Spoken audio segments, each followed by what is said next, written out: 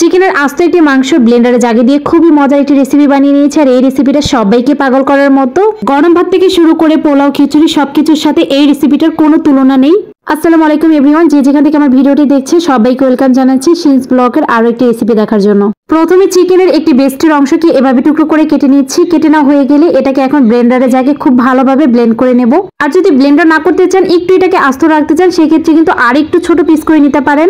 মাংসটাকে খুব ভালোভাবে ব্লেন্ডার করে এভাবে মিহি করে নিয়েছি। আর এখন এটাকে সাইডে রেখে দিয়ে এই ব্লেন্ডারে জাগে অর্ধেকটা টমেটো কিপ করে কেটে দিয়ে দিয়েছি, 4-5 কোয়া রসুন দিয়েছি, সামান্য একটু আদা দিয়ে দিয়েছি, আর এখন দিয়ে দিয়েছি কিছুটা পেঁয়াজ কুচি, কাঁচামরিচ দিয়েছি 3টার মতো। এখন খুব ভালোভাবে এটাকে পেস্ট করে নেব। তবে আপনারা চাইলে কিন্তু পাটাও পিষে নিতে পারেন। কে কোথা থেকে আমার ভিডিওটি দেখছেন অবশ্যই কমেন্ট করে জানাবেন, যাতে করে পরবর্তী ভিডিওতে আপনাকে আমি ধন্যবাদ দিতে পারি। এই তো দেখতে পাচ্ছেন খুব ভালোভাবে এটাকে পেস্ট করে নিয়েছি। এখন রান্না করতে চলে আসলাম। চুলা একটি ফ্রাই প্যান বসিয়ে দিয়েছি, তার মধ্যে পরিমাণ মতো রান্না তেল দিয়ে দিলাম। আর এই যে মাংসটা আমি পেস্ট করে নিয়েছি সেটাকে এখন দিয়ে দিলাম।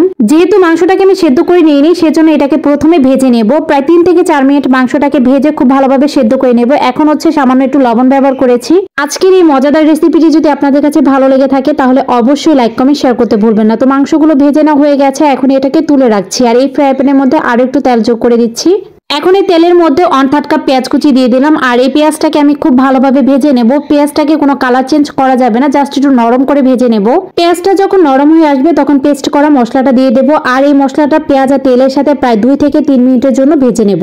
2 থেকে 3 মিনিট ভেজে নিয়েছি। এখন ব্লেন্ডার জারটাকে ধুয়ে একটু পানি অ্যাড করে দিচ্ছি মশলা কষানোর জন্য। এখন এখানে দিয়ে দিয়েছি প্রায় 1/2 চা চামচের একটু বেশি হবে হলুদের গুঁড়া দিয়েছি, আর 1/2 চা চামচ দিয়েছি মরিচের গুঁড়া, 1/4 চামচ ব্যবহার করেছি ধনিয়া গুঁড়া, 1/4 চামচ দিয়েছি জিরা গুঁড়া, আর টেস্ট অনুযায়ী আর একটু লবণ ব্যবহার করলাম। প্রথমে যখন আমি চিকেনটা ভেজে নিয়েছিলাম তখন কিন্তু একটু লবণ ব্যবহার করেছিলাম চিকেনটা ভেজে নেওয়ার জন্য। আর যেহেতু চিকেনে লবণ ব্যবহার করেছি সেজন্য মশলার জন্য সামান্য পরিমাণে লবণ ব্যবহার করতে হবে। আর এখন চিকেনটাকে মশলার সাথে ভেজে নেব আবারও 3 থেকে 4 মিনিটের জন্য। আর এভাবে ভেজে নেওয়ার পরে সামান্য একটু পানি যোগ করে দিচ্ছি। পানিটা দেওয়ার পর এখন ঢেকে দেবো। আর আপনাদের সাথে একটি মজার কথা শেয়ার করি, আপনাদের ভাইয়া কিন্তু এটা পুরাটাই খেয়ে ফেলেছিল। আমি জাস্ট সামান্য একটু খেয়েছিলাম, ভেবেছিলাম রাত্রে খাবো। পরে দেখলাম সে পুরো প্লেটই খালি করে ফেলেছে। আর আমি বললাম যে আপনি তো চিকেন খান না, এটা কিভাবে পুরাটা শেষ করে ফেলেন? সে বলল আমি তো বুঝতেই পারিনি, আমি বুঝেছি মাছের ডিম। বুঝেন অবস্থা। আসলে আপনি যদি এভাবে রান্না করেন কেউ ধরতেই পারবে না যে এটা আপনি চিকেন দিয়ে রান্না করেছেন। একটি ইউনিক রেসিপির সাথে সবাইকে পরিচয় করাতে পারবেন। তো আশা করছি রেসিপিটি আপনার কাছে খুব ভালো লাগবে।